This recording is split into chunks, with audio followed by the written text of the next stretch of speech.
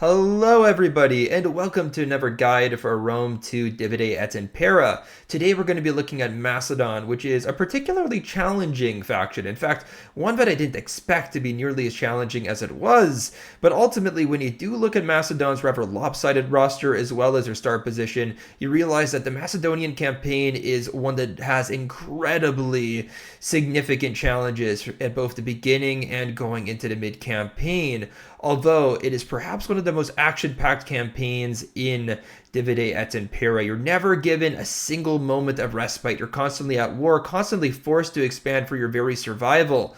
So if that appeals to you, you're going to watch this guide and definitely try out a Macedonian campaign. But in any case, let's go look at the start position and see what Macedon has to work with. Alright everybody, so for Macedon's start position, you're going to start with merely one settlement here, but it is the capital of the province Macedonia, which, speaking of Macedonia, it's a 3-settlement province, is split amongst 3 factions. You, the Thessalians, or in this game it's the Aetolian League, but Larissa was always a Thessalian city, so semantically it should be the Thessalians, but regardless, we'll ignore that. And as well, you have the Epirodes here, which, none of these people are Macedonian, by the way, but regardless, it's the province of Macedon. For convenience's sake, this is how it's split up in Rome too. Now, when it comes to Pella, it is a pretty nice settlement because it has 35,000 people, including 1,500 nobles and 4,500 middle-class people, which is actually an incredibly large number for early game. This is a massive luxury population-wise to have, and it's going to allow you to build some rather strong armies from the onset, which is what you're going to need because you're in deep trouble from the very beginning. You start out at war over here with Tylus to the north, and you're pretty much going to want to take him out right away because typically Tylus just builds up a humongous army as quickly as possible. They just spam reasonably decent, although low morale spears that you can dissipate with your far better armored troops. But regardless, they're going to spam troops, so you're going to have to meet them in battle right away. Now, instinctually, whenever I saw the start position, I always thought to myself, let's just take all of Macedonia as quickly as possible. The Aetolian League doesn't have allies, so we should be able to smush him between ourselves and Athens quite quickly. And, well, Epirus usually just gets attacked by Rome really quickly and falls immediately. So let's just take all of Macedon right from the onset, and we'll have a united province that we can feed off of. However, I quickly learned that every single time that you take Apollonia, the Romans pretty much declare war on you right away. So contrary to what your instinct might say, I actually don't recommend that you take Larissa. In fact, I just recommend that you quickly make a couple of trade agreements with whatever factions are around. I mean, the Athenians, they will accept a trade agreement if you badger them on it. You might have to give a little bit of money, but it's going to ensure that you have good diplomatic status with them. The Aetolians, they'll go for one right away. Epirus, well, you probably don't want a trade agreement with them because they're at war with everyone. But like the rest of these factions that are around the Aegean, you could probably get trade agreements with them. With the Ptolemies, you can definitely get a trade agreement. Seleucids, it'll be more difficult, but you don't need them anyway. Like, you can get a couple of trade agreements just to ensure that these Greek factions don't declare war on you. And then I would basically just stay out of Greek affairs. I would completely stay out of them because the moment that you take Larissa, the moment that you take Athens or Sparta or Apollonia especially, the Romans will probably be at your neck. And that was the reason why the Macedonian Wars actually occurred historically. It's because the Macedonians got too involved in Greek affairs, and, well, the Greeks kind of called in the Romans to help, and the Romans were like, well, we don't need any more excuses. Let's go invade Macedon and take out these successors to Alexander the Great, and they very quickly did so. So I would just stay out of Greek affairs to avoid the Romans. Now, the issue with that, of course, is that you're going to end up attacking Tylus first. It makes sense. And when it comes to attacking Tylus, you're going to end up having 2 walled cities, meaning you're going to have almost no food resources. So in Pella, the first thing I'd recommend that you do is just build your fishing building right here. I'd actually tear down this because if you're not going to capture the rest of Macedon, it's probably good that you have a temple here to spread Greek culture. And then when it comes to your army, I would just immediately go to your mercenary tab and grab these Agrionian swords. We're always going to spawn in turn 1. You're going to want to get as many of these guys as possible because the Macedonian roster is heavily deficient on melee infantry. So make sure to get some nice Agrionian swords. And then after that, recruit lots of these pikes. Your first army in the game has to have lots of pikes. These guys are by far the most solid unit you can have out of all of these guys. Even in terms of like melee capabilities, these guys are probably better than your hoplites, and obviously better than your light hoplites or your Greek infantry. So just get lots of pikes and get some cavalry, and that's basically all you're going to do. Cavalry, pikes, a couple of slingers, and Agrionian sellswords whenever you get them, because they're a legit unit. Then you take Pulpadeva, and after that you're going to want to take as much of Thrace as possible. I think that's by far the most prudent early game move. Thrace is a province that has lots of resources, right? You can get trained slaves up here, you can get lead over here.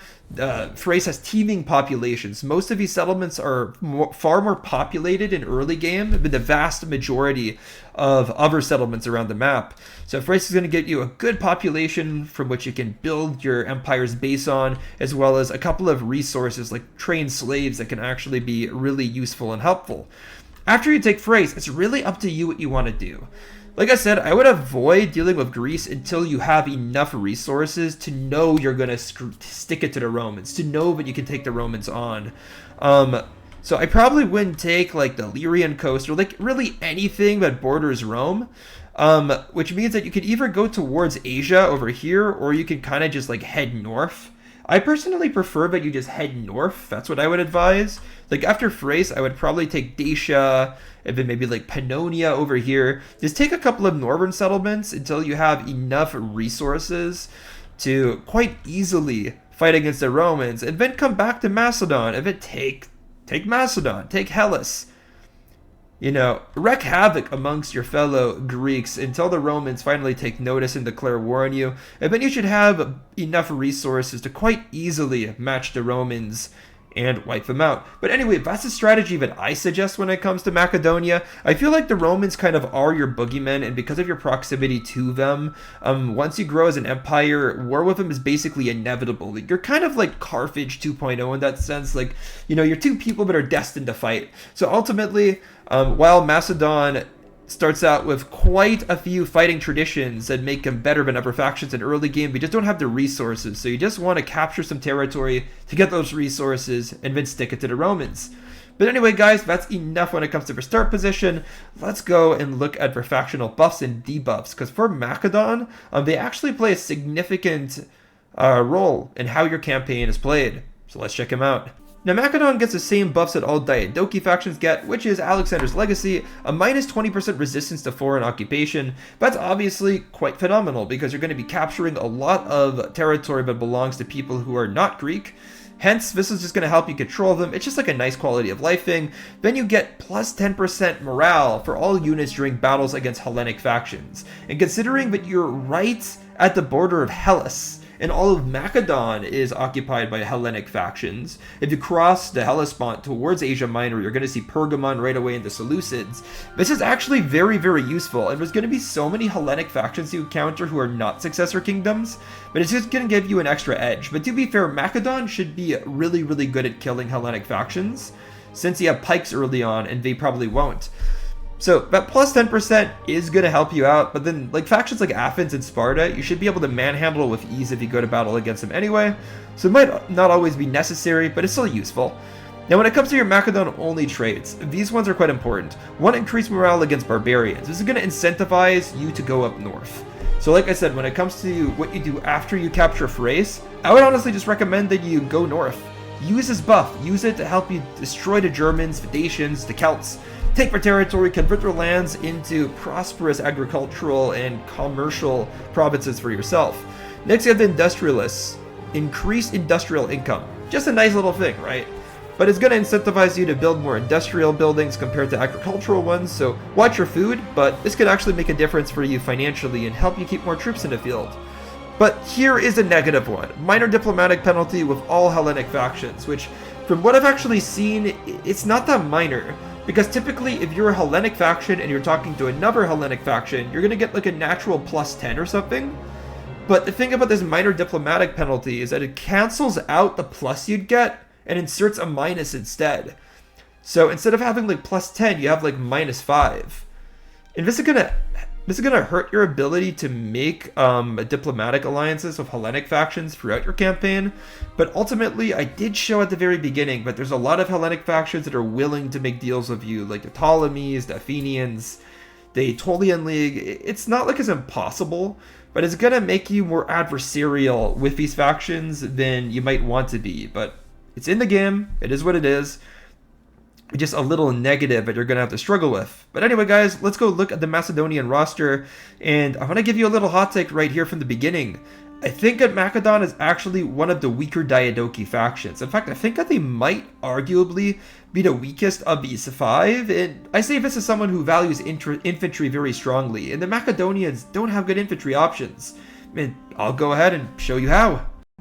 So guys, this is the Macedonian roster, and I will say it's a very cool roster. It's a very interesting roster. It kind of forces you in a very unique play style because of just how it's constructed, but also it is one of the notable weakness of your melee and spear infantry. But in any case, let's start with the generals, as we always do. The Macedonians famously have some of the coolest generals in Divide et Impera. In fact, they have 3 generals, all of which are amazing, interesting, and unique. Now, the first general that you have is your Royal Bodyguard. And this is unique because it's one of 2 225-person hoplite phalanx units in the game. You heard this right, this isn't your typical hoplite phalanx. It has 75 more men than your typical 150-person phalanx, making this akin to a Spartan 225-person Aspis general. Now, I believe the Spartan one is a little bit better. If you take a look at this, you know what? I might have just lied, actually. Oh my god. Guys, discovery. An absolute crazy discovery, but the Macedonian one is basically better. It's basically better. Like, the Spartan one is a little bit faster, but the Macedonian one has more armor. The Spartan one does have more base morale, but we're talking about 2 units that are almost identical. And this Aspis is by far Sparta's ace up their sleeve. This is Sparta's killing machine. This is the unit upon which Sparta relies and depends on. Macedon just has it casually here. That's insane. This is an absolute W for the Macedonians. And while you might want to take the cavalry, because they're also an oversized unit, this is still very, very, very interesting. And I highly recommend them if you're making like a defensive army. Like if you're making a nice defensive army just to like safeguard some sort of minor settlement, I just bring one of these guys in. Now moving on, you have the Sacred Squadron. This is a 150-person cavalry unit. So while these guys, they go from, 150 to 225. A significant increase, but it's like a 50% increase. This is a 2 times. This is a 100% increase in terms of numbers. Now, it's not the most elite unit when it comes to cavalry. It's not the highest cavalry unit statistically, because it only has 13 attack compared to like a good companion cavalry unit that'll have like 15. So instead of 13, it would have 15. This guy only has 57 charge bonus. A really good one would have 60. But these guys do have the elite 41 armor, which is good.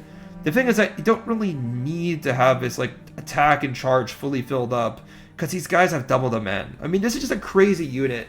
It feels like this is like an ancient tank. It feels like this is a wrecking ball. It is super duper powerful, although to be fair, the men in this unit do die rather quickly. Anytime a unit is like increased, like doubled in size, they basically have the same amount of health points split amongst more men. So each guy in the unit has less health.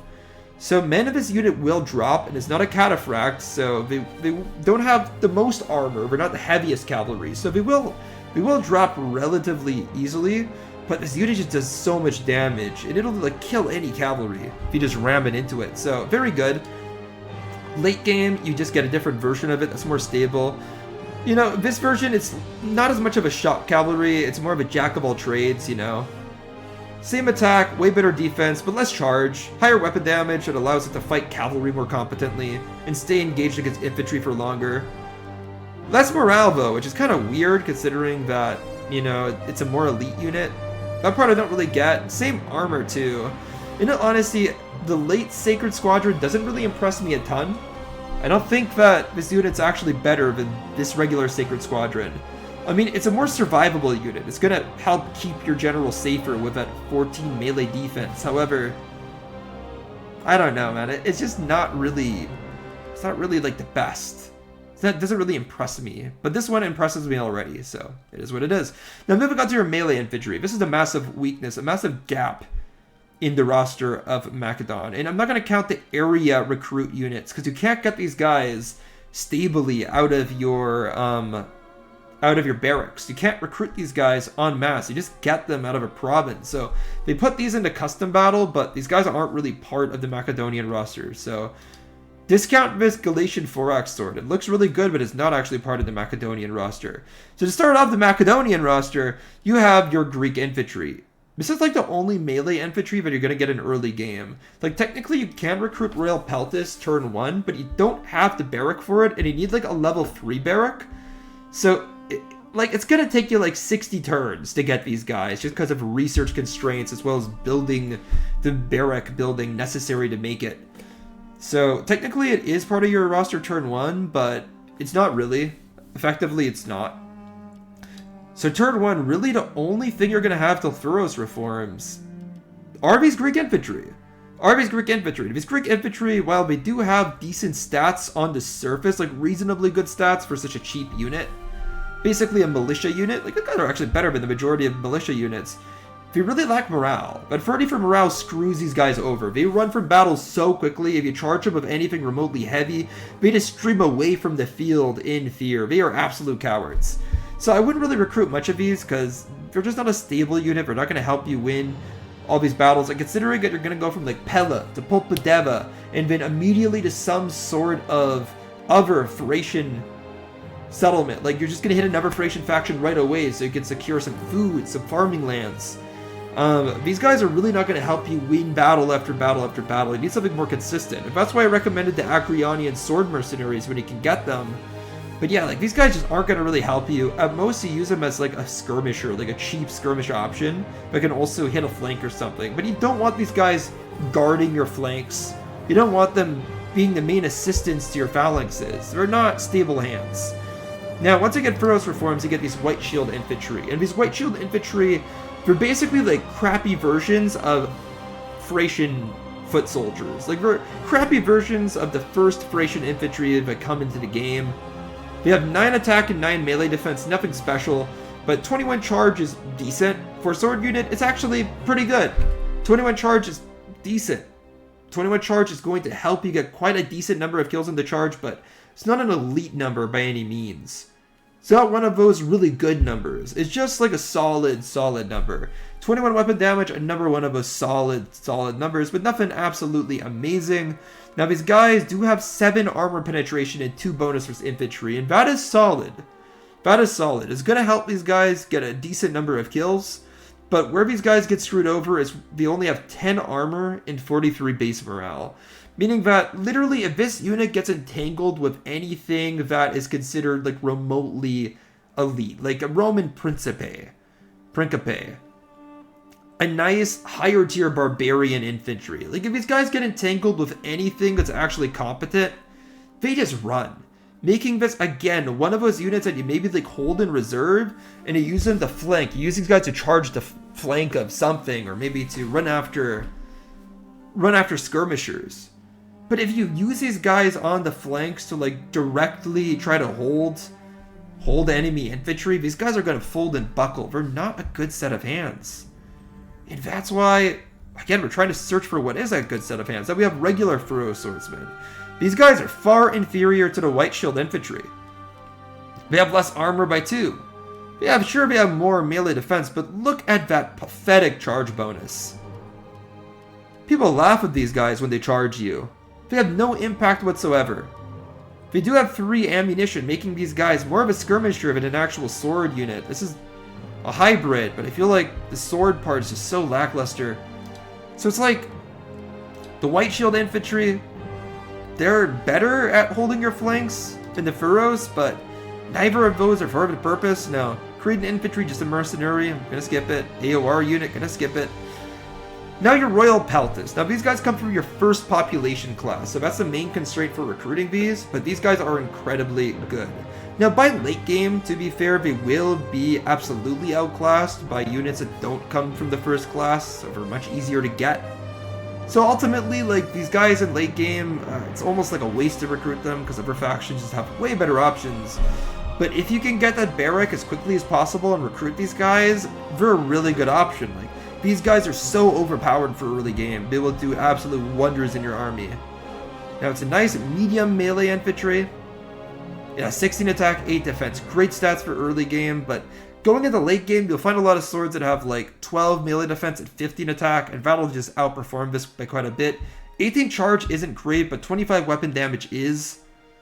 4 armor penetration, just icing on the cake. A unit like this probably usually won't have that much armor penetration, so that's a decent number. 30 armor, extremely good for an early game unit. 49 base morale, solid. And 4 speed is amazing. These guys are incredibly mobile.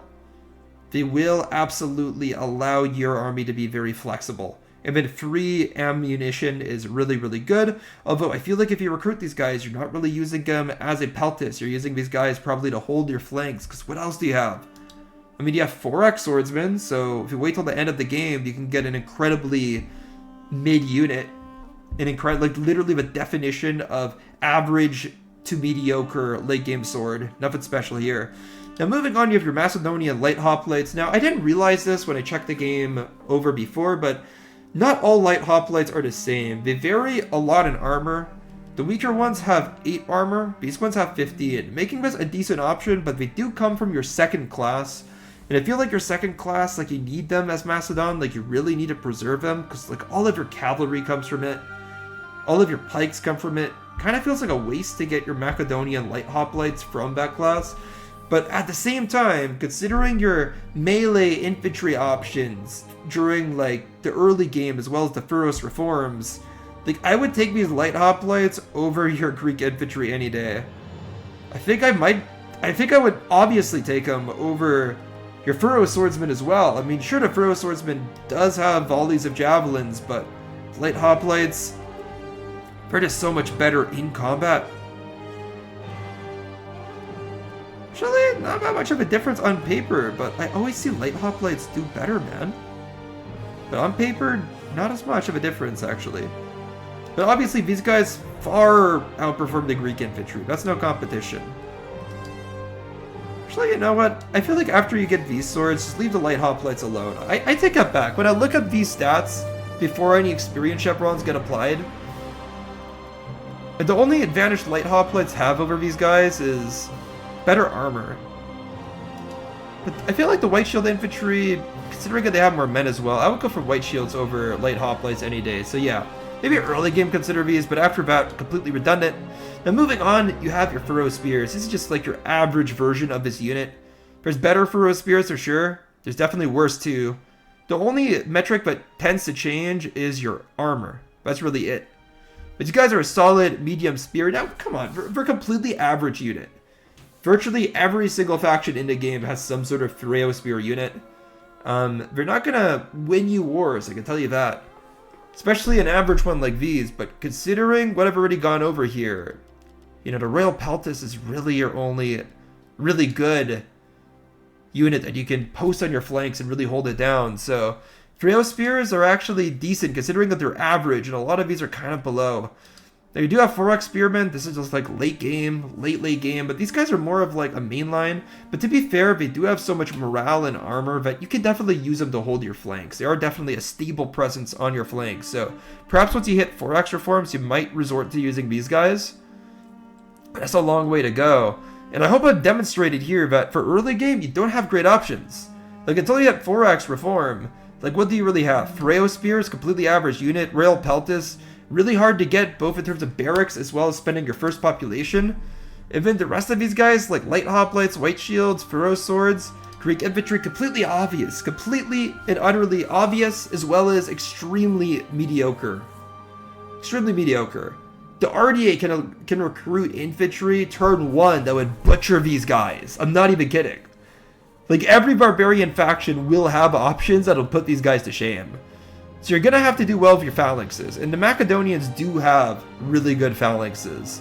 Like ignoring the hoplites, which are like levy hoplites, just levy hoplites, completely average. Macedonian hoplites, the definition of your average standard hoplite. Greek bronze shield pikemen. These are as good as early game pikemen get. They're your basic pikemen, but they're the good pikemen.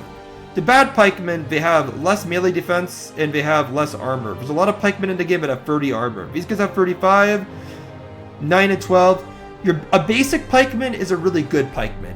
Greek bronze shield pikemen absolutely slap. You don't even need to have them in pike formation. You can just push them into swordsmen and they'll do alright, because when you recruit these guys, they do start out with 1 experience chevron.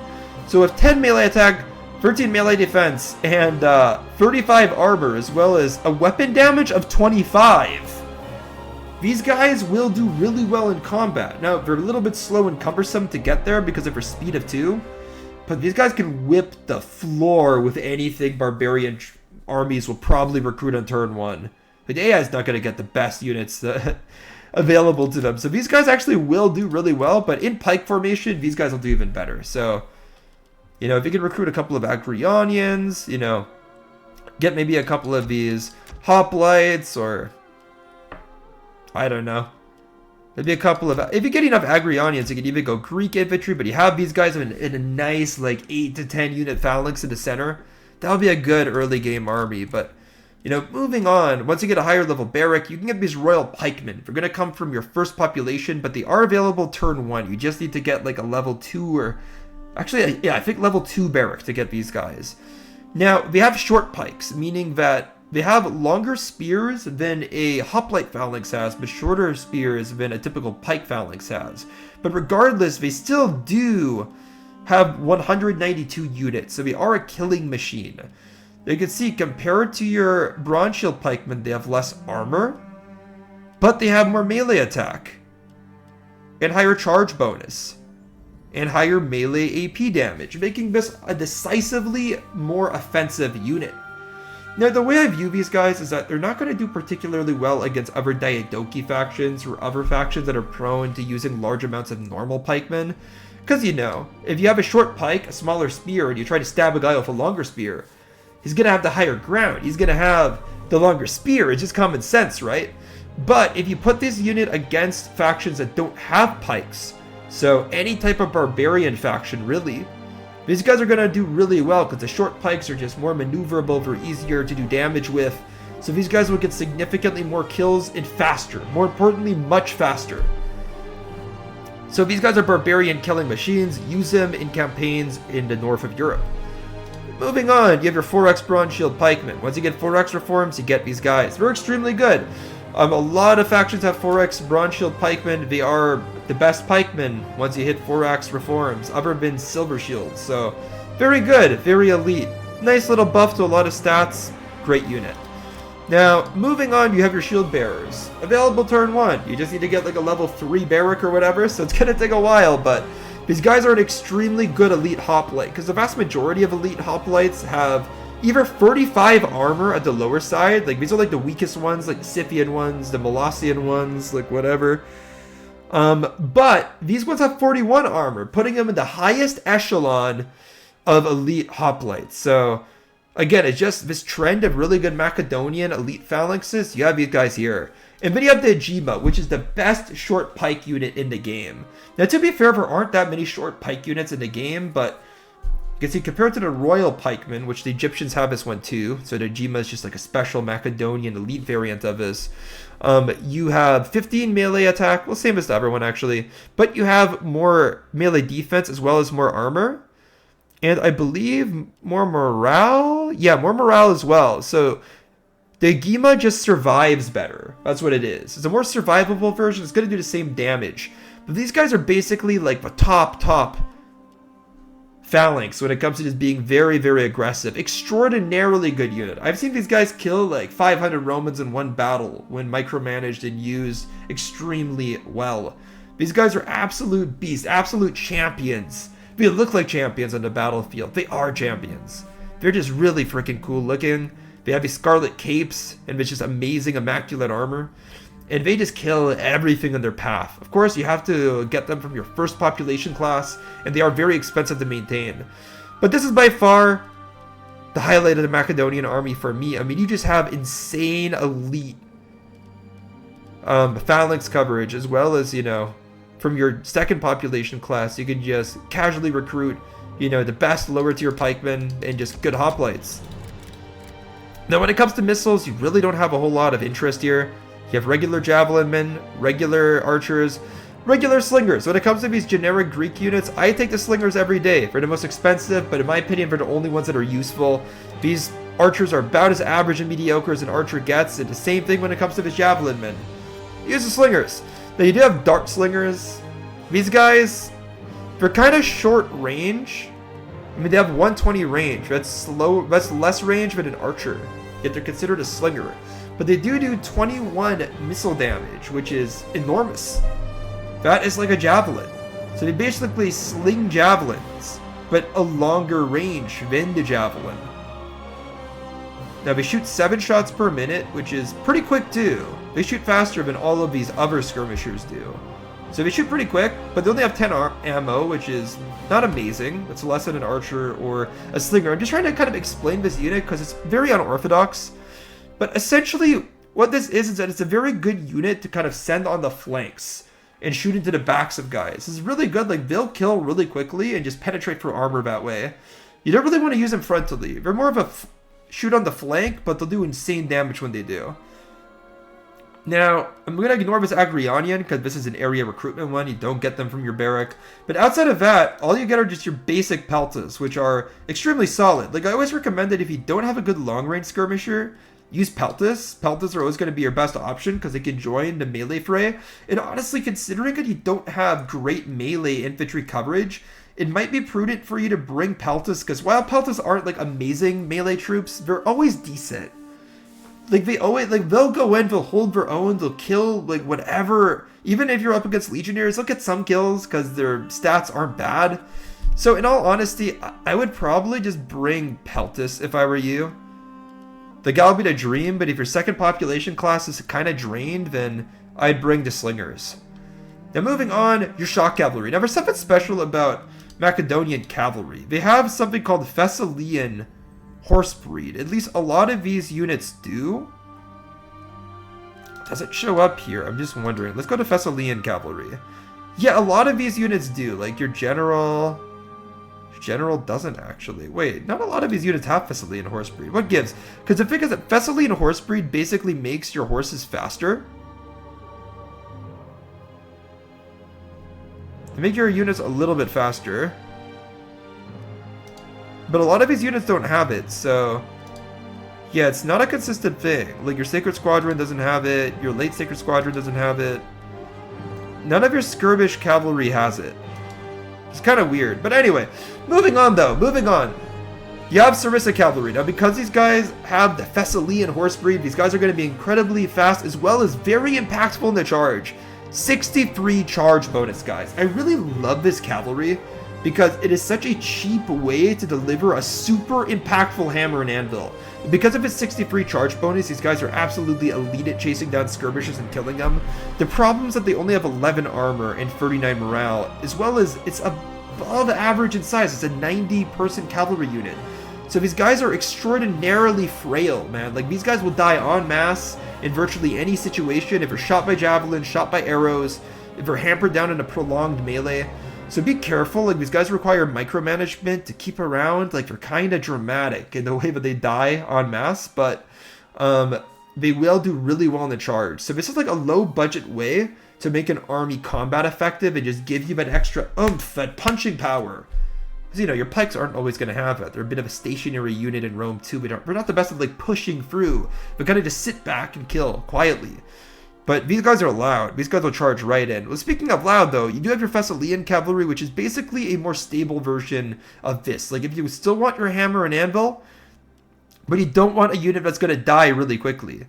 These guys have more morale, more armor, more melee defense, although these Thessalians are still not going to do great in a cavalry-on-cavalry engagement, particularly if they don't get a charge. If these guys don't get a charge, they're going to die. So this is like your kind of stable, you know, mid-tier cavalry. If you don't have the elite stats of like a shock cavalry unit, like only 28 armor, You know, 13 melee attack instead of 15, 57 charge bonus instead of 60. This isn't by any means like an elite unit, but it's kind of solid. Like, I'd take a Thessalian over a citizen cavalry any day of the week. Because there's just so much more chance that a Thessalian cavalry is going to win you a battle than a citizen cavalry. Which can just, you know, kind of just confront the enemy cavalry, do okay against them, maybe chase some skirmishers, do a mediocre hammer and anvil. A Thessalian will just ram into an enemy unit and just like rout it instantly. Now you have Tarentines. Dude, like almost every Greek cavalry or Greek faction in this game has Tarentines, I swear. Almost every single one has Tarentines. It's not exclusive at all. These guys are okay. They're not amazing. They're kind of like an alternative to citizen cavalry. They have more men, they have less armor, they have a little bit worse combat stats, but they throw a couple of javelins before going in. They also have 8 speed, so they're highly maneuverable. So they're kind of like, they're a little bit weak. They're a little bit weak, like not Sarissa cavalry weak, but they're a little bit weak against a lot of other units. Like if this one gets charged by an elite cavalry unit, it gets so utterly outclassed in combat that it's just kind of funny. But these guys are just really, really flexible because of their higher numbers, because of their ammunition, because of their speed, because they do have decent stats in every regard, basically. So it's like, yeah, I don't know. They're okay. I don't really like using them. I find that they kind of underperform, in my opinion, but that's what it is. Citizen cavalry, basic citizen cavalry. Nothing special about this citizen cavalry. Don't really have to say anything. But the Royal Squadron is a decent unit. It's a decent unit. The problem is that you basically have equal access to Sacred Squadron. And you get them at like basically the same time. Basically the same exact time. And that's the thing, right? You get them at the same time, but these guys are significantly worse. Like these guys have the elite stats. These guys have the basic stats. I would always just get the Sacred Squadron. There's no reason to get the Royal Squadron unless you're just like trying to pinch pennies, but like if you're gonna go all out and get an elite cavalry, and by the way, these guys come from your like first population class too. So if you're gonna like already basically go all out, just go all out and actually get the good one. And these Sacred Squadrons, they are an absolutely beastly unit. Beast of a unit. They combine amazing and heavy charge of the Sarissa with the stability of the Thessalian and then improve on both. Just amazing unit. Now, late Sacred Squadron, like I said, it kind of becomes a more stable unit, but ultimately it becomes weaker as like a shock cavalry. 7 less charge compared to these guys. But you know what? Like compared to the general version, which has weaker stats to compensate for the higher amount of men in it, this one's actually very, very solid. Like this is a super solid unit, man. 14 and 14. Melee attack and melee defense, but well, still boasting 53 charge, but also 31 weapon damage is really good. This is just in general a super duper duper solid cavalry. You get it embroiled in battle against other cavalry, and they just absolutely slam. They smash through. Very solid. Great addition to the Macedonian roster. Then moving on to your missile cavalry, there really isn't a ton of quality here, particularly in the first two.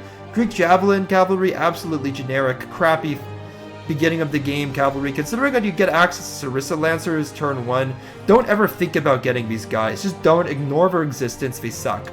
Phreos cavalry is the sucky evolution of this sucky unit. Don't get it. Don't get it. You don't need skirmish cavalry as a Macedon. Trust me, don't get it. Medium skirmisher cavalry. This is one you might consider because it actually is a bit of a jack of all trades, and it does so reasonably well. Although, guys, 18 armor is still horrible. Let's not beat around the bush here. And these guys are considered medium skirmisher cavalry, but they still boast a light mass. You know, when I saw the light mass, and they only have 7 speed compared to these guys that do 8, like, dude, 7 speed, come on. Thessalians have 7 speed. These guys aren't even that fast. I mean, 11 melee attack and 10 melee defense is good, and weapon damage of 31 is excellent. It's the same as this unit.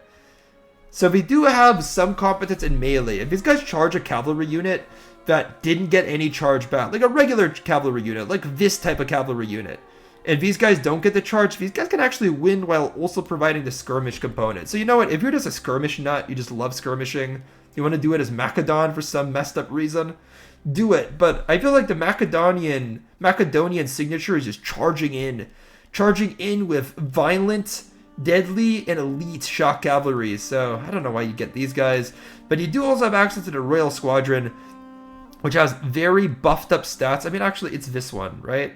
Well, no, it's not this one. It's different. This is Sacred Squadron. This is Royal Squadron. I mean, look, they have 6 shots of a 21 missile damage thing with 85 range. That's not great.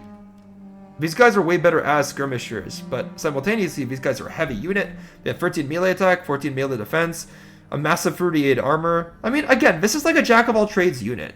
This one's more competent because it's actually thoroughly armored, but ultimately, I just don't really feel like slow-moving javelin cavalry. I feel like with a movement speed of 6, if someone charges this, they'll probably catch it. I mean, it's like, what's the point? If you have a slow-moving javelin cavalry, it usually gets like 1 shot off and then gets caught.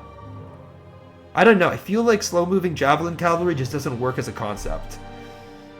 But that's it when it comes to this roster, guys. And I hope that you realized here that you have this shock cavalry, elite shock cavalry, which, you know, considering that you don't have the most melee infantry, you kind of have to substitute with heroics by these guys to keep your flanks free. But if you can do that, then your phalanxes are going to do work. I would say that along with the Seleucids, these guys have the best phalanxes in the game, but these guys have the most effective, aggressive phalanxes. Like, between your shield bearers and your Agema and royal pikemen, if you can get a huge number of those guys, you can make such a dynamic phalanx, such a dynamic, quick-moving elite phalanx that'll smash through any barbarian threat. You can just conquer the whole of the north with these types of units. And against the Romans, these guys will dominate as well. But you do have to figure out a way to substitute for your melee infantry, and in my Macedonian playthroughs, I always used the shock cavalry. I would just basically use these guys, just repeatedly charge them in and out, just to keep my flanks clear. A lot of these guys would die in the process, but it would let my phalanxes get to work. But yeah, the lack of melee infantry is a weakness, though. It's a massive weakness. The Epiros have better melee infantry. The Ptolemies have way better melee infantry. Don't even talk about it. The Bactrians have better melee infantry. The Seleucids, they have better melee infantry, but only at the very end of the game when they get your silver shield swordsmen. So, till then, the Seleucids are also kind of dealing with this mediocre, motley bunch of men. The Royal Peltas, I just don't see you getting a whole lot of them. But yeah, that's my Macedonian review. When it comes to the difficulty of his campaign, believe me, the start is hard. The start is hard. You just end up at war with a lot of people. It's the Macedonian way. It's the Macedonian way. It's you against the world. It's the hero riding in the battle of the Sacred Squadron, taking on adverse odds and almost dying in every battle. That's the Macedonian playthrough. So in terms of difficulty, I would probably give it a good 7 out of 10. It's not the most difficult in the world because you do have a reasonably strong roster and you don't spawn right next to Rome. So there are plenty of territories that you can get before the Romans declare war on you, so that's good. You're not just going to get like ganked by Rome like Syracuse will, or, you know, Epirus. Well, Epirus can take down Rome quite easily. But I feel like the Macedonian campaign is actually harder than Epirus. That's my personal hot take, but that's just me. So yeah, I think it's kind of hard. I think it's like a 7 out of 10. The roster makes it easier. The general really makes it easier. This is by far the strongest part of the roster. Which, speaking of strength, I would give this roster a good... I would give it a good 7 out of 10. Which, you know, considering it a ranked, I think the Bactrian's way higher, like 8 out of 10. Or 8.5 out of 10. And I think I definitely ranked the Ptolemies as like a 9 out of 10. You know, I'll give these guys like a 6.5. You know, the general is really strong. The phalanxes are really strong. But the missiles are extraordinarily mid, about as average as it gets. About as, you know, we literally only have generic missiles. That's all it is, plus dart slingers, which, like, whatever. Shock cavalry is solid. Mainly just a Sacred Squadron, honestly. The Thessalians are very cost-effective. They don't cost very much. But it's not like you have, like, cataphracts or anything. Like, the Bactrians have better cavalry. The Seleucids have better cavalry. The Ptolemies definitely don't have better cavalry. And neither does Epirus, but... I mean, honestly, though, if you look at Epirus, though... And again, it's like... Factions are a matter of comparison, right? A faction is as strong as it is better than other factions. So if you look at Epirus, right? Basically a competitor. Although Epirus always dies in the campaign because of Rome, but... You know, I'm just saying... They also have Thessalians. They don't have the Sacred Squadron, though. They have this Royal Heavy Cavalry, which is way worse, but still... You only have one unit that's, like, stands out, basically. Sacred Squadron, that's it. Then Epirus actually has melee infantry that have the Thesprotians, which are insane. So that's the thing. In terms of power, 6.5. 6.5 to 7, depending on how good you are with these types of units. Or, maybe 7, because shield bearers are really good. You know what, I do have to give him 7, because the elite phalanxes and shock cavalry are good, but believe it or not, in Rome 2, the whole elite phalanx and shock cavalry combo doesn't work that well in late game. Like, once you get a lot of heavy infantry in the game, it becomes really hard. It becomes really hard. Like, this worked really well for Alexander and Philip, because that was a time when loosely formed infantry were mostly just peasants. But once you get, like, elite professional warriors, your cavalry can get isolated and destroyed, and your phalanx can get outflanked. So that's the thing. Like, early game, this roster is a lot better than late game. Late game, you just get outclassed. That's the thing. So, you know what? I'm going to say your roster is a good 8 out of 10 in early game, and then a 6 out of 10 in late game. That's the thing. You got to be very aggressive in early game, but also puts pressure on you. That's why the early game is just you're running around as a hero, trying to subjugate everyone. That's the reason why. So yeah, guys. That's the power ranking. In terms of how much you gotta play this campaign, I mean, they are classic. They are classic. Who doesn't like Macedon?